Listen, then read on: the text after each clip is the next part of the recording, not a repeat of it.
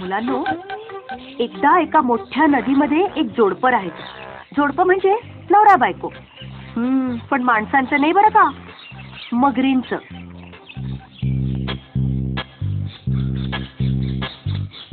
त्यातली एक मगर रोज सकाळी कोवळं ऊन खाण्यासाठी नदीकाठावर यायची.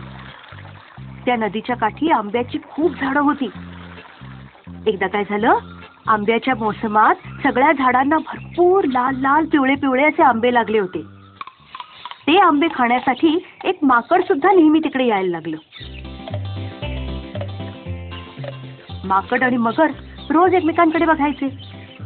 हळूहळू काय, कसं काय, बरं आहे ना, अशा गप्पा मारता मारता दोघा जणांची छानच मैत्री जमली. माकड मग काय करायचं, रोज भरपूर गोडगोड आंबे काढून मगरीला खायला द्यायचं. मगरही रोज आंबे खाऊन अगदी खुश होऊन जायची. एकदा माकडाने जरा जास्तच आंबे दिले मगरीच्या बायकोसाठी.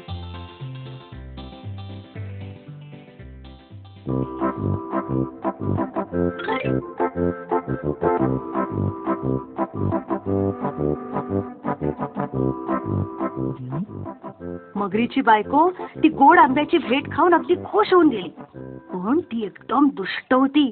तिच्या मनात विचार आला, रोज रोज असे गोड गोड आंबे खाणाऱ्या माकडाचं काळीच जर खायला मिळालं तर काय मज्जा येईल.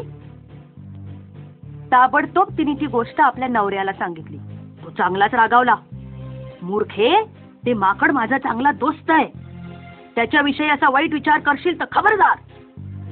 पण त्याची बायको हट्टच धरून बसली. जेवण नाही, खाण नाही, रुसूनच बसली. ते काही नाही, तुम्ही माकडाला फसवून इकडे आणाच, मला त्याचं काळीज हवं म्हणजे हवं.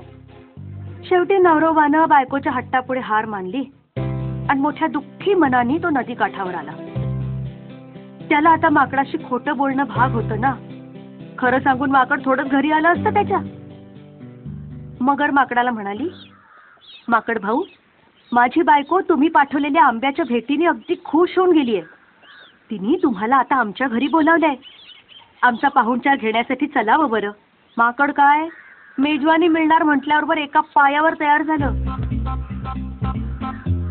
मगरीच्या पाठीवर बसून निघालं सुद्धा.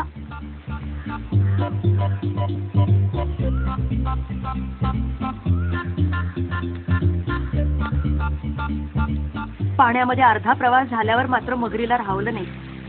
तिनं माकडाला खरं खरं सांगून टाकलं. म्हणाली, माकड भाऊ, मला क्षमा करा हो. खरं तर मी तुम्हाला फसवलंय.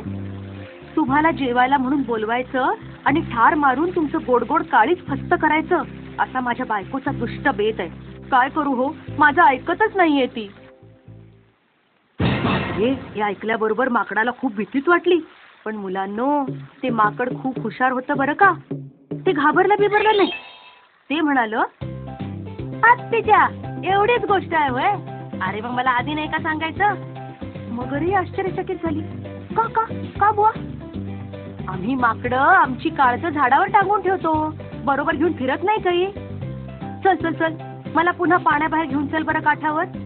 मी झाडावर जाऊन काळीज घेऊन येतो, मग तुमच्या बायकोकडे जाऊया, ठीक आहे ना. माकड म्हणालं ते मूर्ख मगरीला खरंच वाटलं. मगर माकडाला घेऊन नदी काठावर आली. त्याबरोबर माकडानं टुणकन उडी मारली आणि सर सर सर चढून झाडावर जाऊन बसलं. आपण एकदाचे सुखरूप आहोत हे नक्की झाल्यावर माकड मग म्हणालं, मूर्ख मगरे, असं काळीज कधी शरीराच्या बाहेर काढून ठेवता येतं होय? तू मला फसवणार होतीस, पण मी माझ्या हुशारीने सुटलो की नाही. अगं दुष्टे, माझ्या मैत्रीचं हेच फल देणार होतीस काय मला? बस आता हात सोडत.